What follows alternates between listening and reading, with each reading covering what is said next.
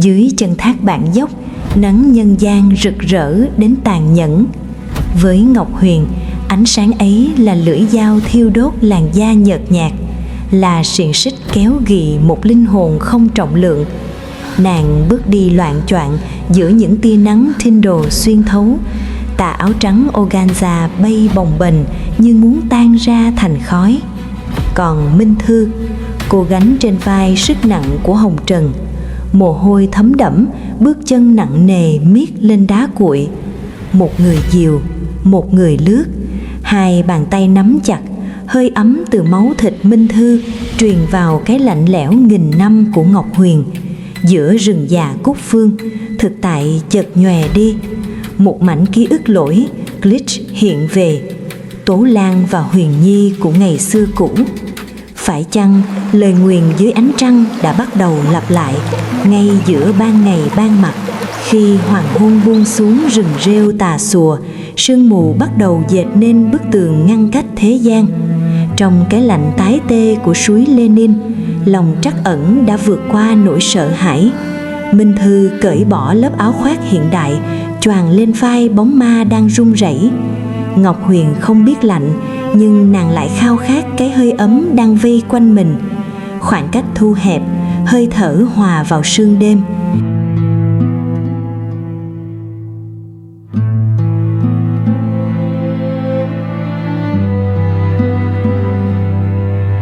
Chiếc trâm ngọc bích trên mái tóc Minh Thư khẽ rực sáng, như một minh chứng thầm lặng cho khế ước đang dần thức tỉnh.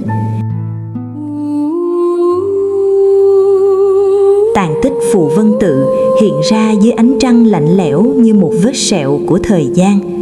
Bên đống lửa bập bùng, Ngọc Huyền cất tiếng hát, một khúc đồng dao cũ kỹ, da diết đến xé lòng. Trăng nghiêng trên đỉnh đầu non, thác bạc đô lễ, suối con chia dòng. Tìm đâu thấy bóng tri âm, chỉ còn tiếng gió thì thầm trong hát.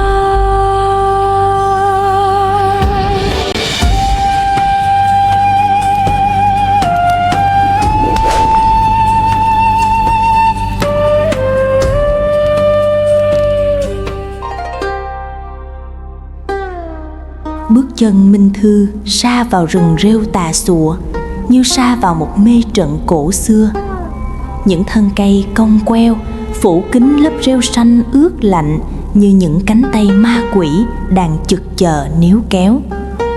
Dưới ánh hoàng hôn nhập nhoẹm, thực tại của Minh Thư chỉ còn là tiếng thở dốc nhọc nhằn và những lần vấp ngã trên rễ cây trơn trượt.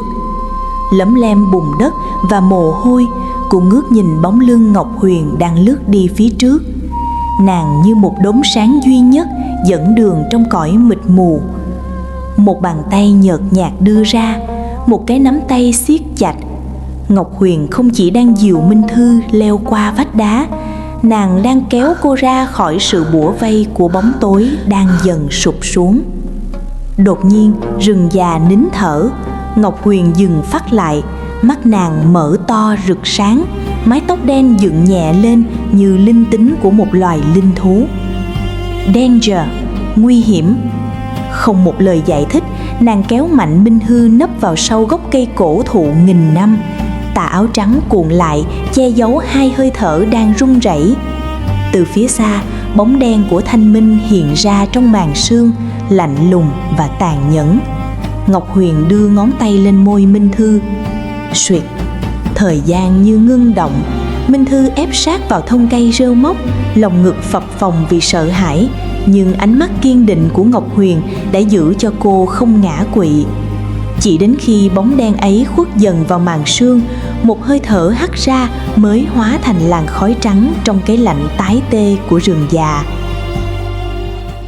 Vượt qua cơn hiểm nghèo, họ tìm thấy nơi trú ẩn giữa những cột đá đổ nát của một ngôi đền cổ. Ánh đèn pin điện thoại của Minh Thư quét qua những vách tường rêu phong, đánh thức những linh hồn của gạch đá. Ngọc Huyền lướt tay qua bức phù điêu hoa sen đã vỡ vụn, đôi mắt hổ phạch đượm buồn như vừa chạm vào chính vết thương của quá khứ. Ngôi chùa này, ánh đèn lồng này, tất cả từng là nhà, từng là nhân chứng cho một tình yêu bị nguyền rủa. Minh Thư đứng từ xa quan sát, lòng thắt lại khi thấy tà áo dài của nàng ma bay trong gió đêm cô độc. Cô vội vã gom những cành củi khô, nhóm lên một ngọn lửa nhỏ.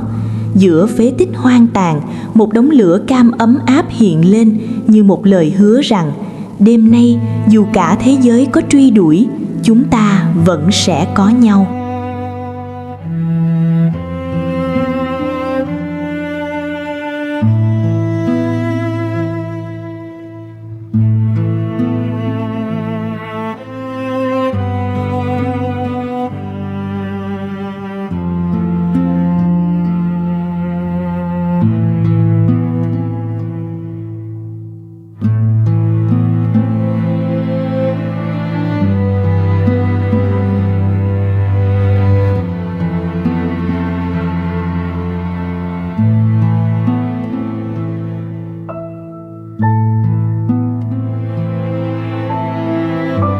Minh Thư ngủ gục, mái tóc hiện đại rối bời quấn lấy sợi tóc dài không trọng lực của nàng ma.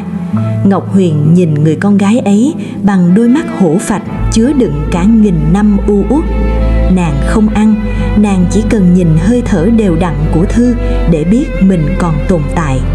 Ánh trăng ngoài kia đang tròn dần, và lời nguyền ấy, một khi đã khắc sâu vào xương tủy, sẽ không bao giờ buông tha cho bất kỳ ai.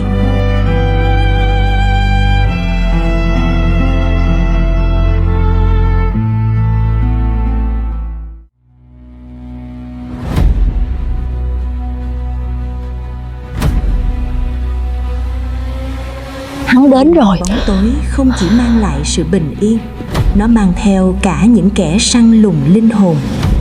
Ngọn lửa trại đột ngột tắt liệm bởi một lá bùa vàng nghiệt ngã. Khói bốc lên che khuất ánh trăng. Thanh minh đã đến, kẻ mang theo chiếc la bàn đỏ máu và nụ cười của một đao phù phong thủy. Trong khoảnh khắc sinh tử, sự dịu dàng biến mất. Ngọc Huyền đứng dậy, tà áo trắng tung bay như bão tố.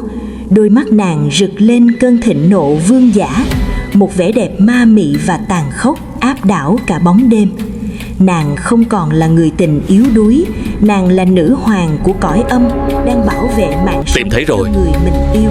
Tim khép lại giữa tiếng cười lạnh lẽo của kẻ thù và ánh nhìn sắc lẹm của bóng ma.